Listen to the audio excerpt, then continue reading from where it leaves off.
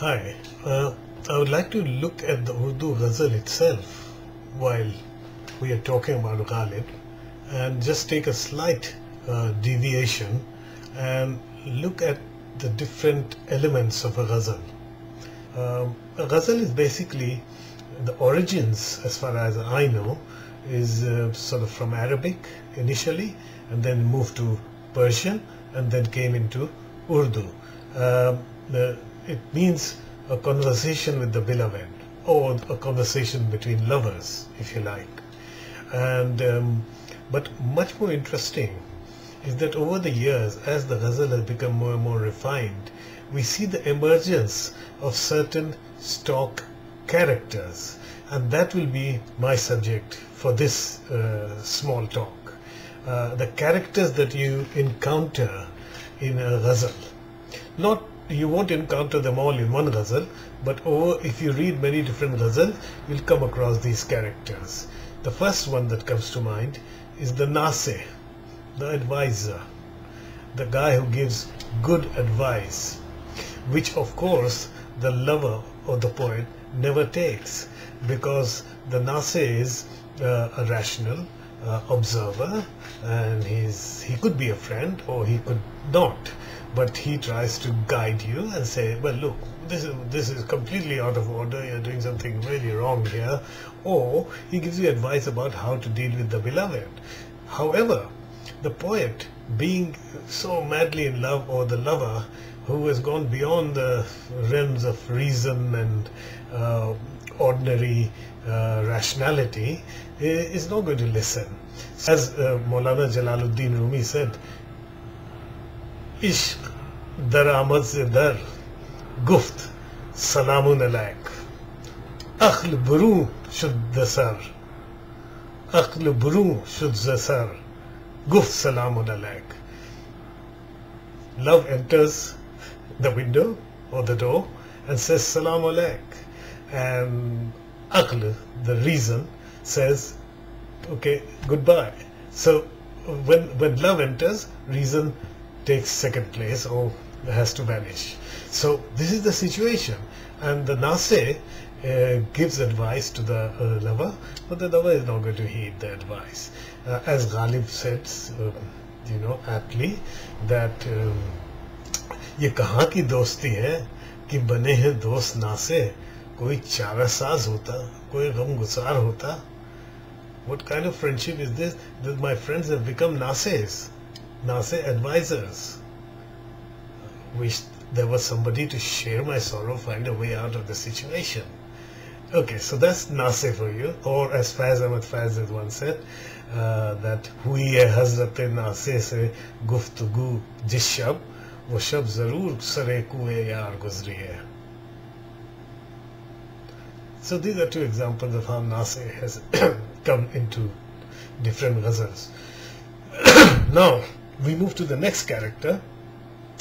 Of course, is Raqib, the rival. Now that's very important. The rival is what causes the poet or the lover the anguish and the fear and the jealousy and the constant kind of somebody to be watched. And Raqib is always having the upper hand with the beloved. That's the cause of the anguish and the cause of the importance of the Raqib. And as Ghalib said, ban gaya Raqib aakhir tha jo razda apna. He became a rival. So Raqib is the rival, and he's been used in different ways in ghazals, and you'll come across him again and again. But one important change that Faiz made to the concept of Raqib in his great poem, which is not a ghazal, but he said, Raqib se आके वाबस्ता है उस हुस्न की यादें तुझसे जिसने इस दिल को परी खाना बना रखा था. And then he said to his own Raqib or rival, हम पे मुश्तरका है एहसान गमे उल्फत के. So this is a modern way of looking at it, but in the ghazal, the Raqib is the rival who normally has the upper hand with the beloved. Then we come to another character, which is the Qasid, the Namabar. Who is this character? He is the go-between, or the person who conveys the messages between the lover and the beloved. Now, Qasid is, of course, a human being, and while conveying the message, he could sometime decide to sort of misinterpret or play his own game with the beloved. So, for example, a great शेर, पहुंचे न वहां तक ये दुआ मांग रहा हूँ, वहां भेज के कासिद को ध्यान आए हैं क्या क्या, और तुझसे तो कुछ कलाम नहीं, लेकिन है नदीम मेरा सलाम कहियो अगर नामाबर मिले. I sent the Namabar, as Ghalib said, Namabar to convey my message, but he seems to have disappeared eloped with the beloved. So this Namabar, or the go-between, has a very interesting role in Urdu Ghazal, and you should watch out for that. The next one, of course, is the Razda. We have discussed that in a previous poem of Ghalib. Razda, Ghamkhar, somebody who the lover outpours his heart to. As the Ghazal develops, there is another character which comes, and that is the Puritan, the Zahid. Now, Urdu poetry, taken from Persian, has a way of making a bit of fun of the Puritan. Zahid न कह बुरी ये मस्ताने आदमी है. So there is a lot of ashar about Zahid. So you'll hear that another character, the Puritan, who's often made fun of. Zahid or even Sheikh. पहले तो झुक के शेख ने देखा इधर उधर, फिर सर झुका के दाखिले में खाना हो गए. So the Sheikh is also made fun of, that he plays a double role. Sheikh मस्जिद में जरा सोच के तौहीन शराब, Sheikh मस्जिद में जरा सोच के तौहीन शराब, तेरी हर बात पहुंच जाती है मैं खाने तक. This is Qamar Jalali. But anyway, so these characters come in and out of the ghazal at different points. Now Sheikh or Zahid is the object for the poet of in a way of criticism and derision, but not in any nasty way, but in a way saying that, look, you're also a human being like me, I'm also a human being like you, and we can sort of coexist, if you like.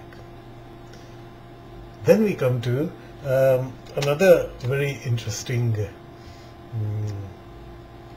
group of characters, the drinkers in a tavern. Rind, a drinker at the tavern. Of course, this can be symbolically taken as somebody who drinks from another fount of knowledge, or whose source of knowledge is somewhere different from the orthodoxy. So, for example, there's a famous शेर, रिंदे खराब हाल को जाहिद न छेड़ तू. Rinde, so he's saying, I'm a Rind, I'm drinking at the tavern every day. Rinde kharab hal ko Zahid na chhed tu. Tujhko parai kya padi? Apni na bear tu. Mind your own business. Don't mess around with the Rind. You know, let the Rinds drink in their tavern. So that's another character. But of course, the ultimate character in Urdu Ghazal. Well, actually, there are two of them. The first one is Majnun, or Qais, which was his real name. The person who went completely mad in love for his Laila. And this character is an inspiration to hundreds of ghazals, because he is considered to be the ultimate lover who lost everything, his sanity, and that's why he's called Majnun. Yeah, so, and there have been great poems written about Layla and Majnun. Apart from Masnavis, he's an important character, the ultimate lover, if you like. And so, is Farhad. The story of Shiri and Farhad. Farhad is also called the Kohukan in Ghazal. So you'll hear these names, and as you hear their name, you know at once that the allusion is to somebody who is absolutely engrossed in love. So these are some of the characters that you'll come across in any Ghazal, but you'll be surprised to find, like in any other drama, there are certain locations which will arise again and again. Of course, the most important location is the Dar-e-Yar, the doorstep of the beloved. And following from that, the Kueyar, the street of the beloved. And of course, then there is the dust of the street of the beloved, etc. So this is one important location for the poet. And then there is the Rahguzar, the pathway through which the beloved walks. And that's also very important, because obviously the lover follows and watches his beloved walk that pathway wherever they are going, and many incidents occur on the pathway. So there you are, another location. Then there's the Mehkhana, obviously, where all the drinkers can also be used in the sense of people who are looking for alternative ways of knowledge or inspiration, and also real drinkers, if you like. And these people gather in the location is the Mehkhana, or the drinking tavern. And then of course there are other locations like Khuld, which is heaven. Of course, a very important location is the Mahfil-e-Yar, or Mahfil, where the beloved sits in all her splendor, or all their splendor, if you like, and all the admirers are gathered there, including the rival, and including the lover who sits in a corner trying to get the attention of the beloved. But unfortunately, the ear of the beloved is always turned to the rival, and that is what creates the magic of the poetry. But it's not all losers, because sometimes the poet also wins the beloved's heart. It's not always the case that the rival wins, and it depends on the mood and the personality of the poet that determines that. I think, in my opinion, Ghalib has been a winner in this game, though he does give due recognition to the rival, whereas Mir may have lost more than he won. But that's another subject. Now we come, while I'm going through, so we've been through some of the characters, we've been through some of the location. Now let us look at some of the other stock images that arise in the ghazal from time to time. And these are aspects of the beloved. Of course, their quality of the beloved is expressed in different ways. Ada, Naz or Ada. That's a quality of grace and vanity is part of the beloved's character. But then we have physical characteristics.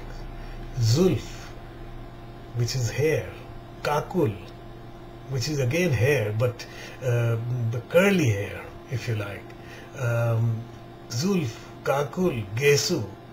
And one of the aspects of Zulf and Kakul and Gesu, Kakul has got a certain curl in it which can kind of capture you. And the Zulf is dark, like the night, and long, like eternity.